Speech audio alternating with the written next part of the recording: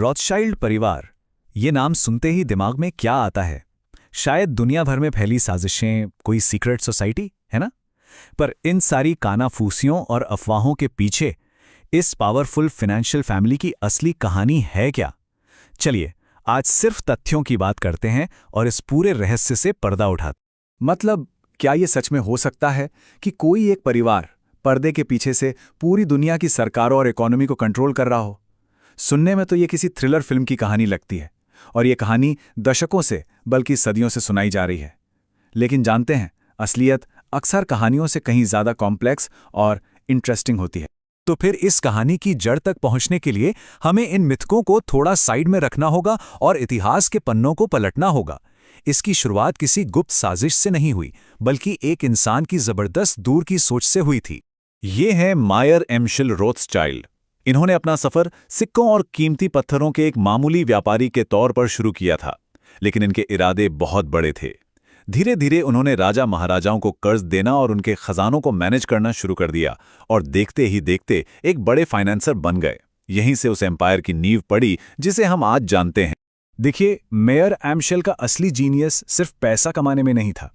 उनका सबसे बड़ा मास्टर स्ट्रोक था अपने 5 बेटों को यूरोप के 5 अलग अलग बड़े फाइनेंशियल सेंटर्स में भेजना। ये सिर्फ बिजनेस की ब्रांचें खोलना नहीं था, नहीं, ये एक ऐसा मल्टीनेशनल इंफॉर्मेशन और फाइनेंस का नेटवर्क बनाना था जैसा उस जमाने में किसी के पास दूर दूर तक नहीं। अच्छा, तो ये नेटवर्क इतना असरदार क्यों था? सोचिए, उस जमाने में कोई स्विफ्ट सिस्टम या इंटरनेशनल बैंक तो थे नहीं। ऐसे में परिवार के लोगों के बीच का जो अटूट भरोसा था, वही उनकी सबसे बड़ी ताकत थी।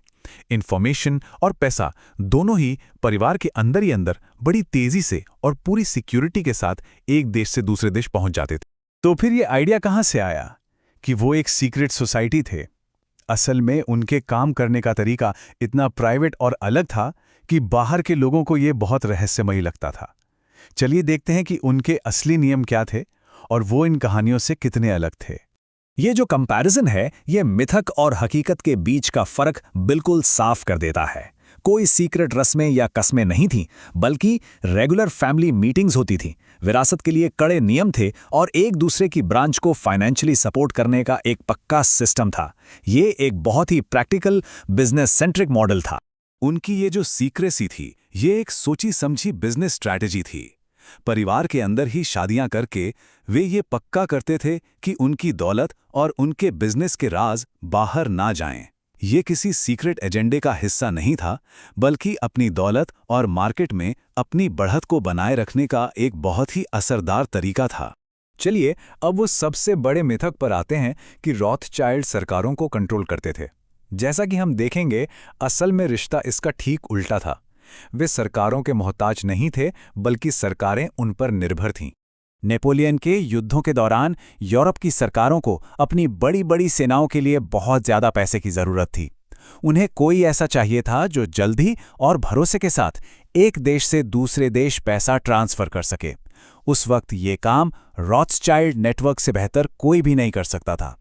उन्हें इसलिए चुना गया क्योंकि उनकी जरूरत थी, इसलिए नहीं कि उन्होंने किसी को मजबूर किया था। तो उनकी ताकत का सोर्स सरकारों को कंट्रोल करना नहीं, बल्कि उनकी सेवा करना था। वो इतने जरूरी हो गए थे कि सरकारें उन्हें नजरअंदाज कर ही नहीं सकती थीं। उनकी पावर उनकी उपयोगिता और भरोसे से आती थी, किसी साजिश से नहीं।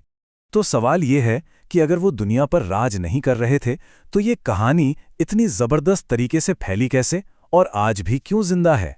इसके पीछे कई गहरे ऐतिहासिक और सामाजिक कारण हैं। तो इन सारी चीजों ने मिलकर, आप समझ लीजिए, एक परफेक्ट स्टॉर्म तैयार कर दिया। सोचिए जरा, एक यहूदी परिवार जो किसी को दिखाई नहीं दे रहा, बॉर्डर्स के आर पार पैसा मूव कर रहा है और सारे बड़े फैसले बंद दरवाजों के पीछे हो रहे हैं। उस जमाने के आम लोगों के लिए एक अदृश्य हाथ की थ्योरी बनाने के लिए इससे बेहतर टारगेट क्या हो सकता था? और हाँ, इसमें उस दौर की एंटीसेमेटिक यानी यहूदी विरोधी सोच ने भी आग में घी का काम किया। जब हिस्टोरियंस असली डॉक्यूमेंट्स और रिकॉर्ड्स को खंगालते हैं, तो उन्हें ऐसा कोई सबूत नहीं मिलता कि रॉथस्चाइल्ड परिवार ने कोई जंग शुरू करवाई या किसी सरकार को गिराया। हाँ, वे प्रभावशाली जरूर थे, इसमें कोई शक नहीं, लेकिन उतने भी शक्तिशाली नहीं थे जैसा कि ये कहानियां हमें यकीन दिलाना चाहती हैं। चलिए, अब थोड़ा प्रेजेंट में आते हैं और देखते हैं कि 19वीं सदी के अपने पीक के बाद आज रॉथस्चाइल्ड नेटवर्क की क्या हालत है? क्या वो अब भी दुनिया को कंट्रोल करते हैं? आज की फाइनेंशियल दुनिया बहुत बदल चुकी है। सेंट्रल बैंक, वर्ल्ड बैंक जैसे इंटरनेशनल संस्थान और बड़े-बड़े ग्लोबल बैंक्स आज फाइनेंस की दुनिया पर हावी हैं। रॉथस्चाइल्ड परिवार आज भी एक अहम प्लेयर हैं, लेकिन वो अब कई बड़े और ताकतवर खिलाड़ियों में से सिर्फ एक हैं। अब वो कोई रहस्यमयी ताकत नहीं है जो पर्दे के पीछे से काम करती है। वे एक मॉडर्न फाइनेंशियल ग्रुप हैं जो इन्वेस्टमेंट बैंकिंग और एसेट मैनेजमेंट जैसे फील्ड्स में गोल्डमैन सैक्स या जेपी मॉर्गन जैसे दूसरी बड़ी फर्म्स के साथ खुले मार्केट में मुकाबला करते हैं। उनका काम अब पहले से कहीं ज्यादा पारदर्शी और नियमों के तहत होता है।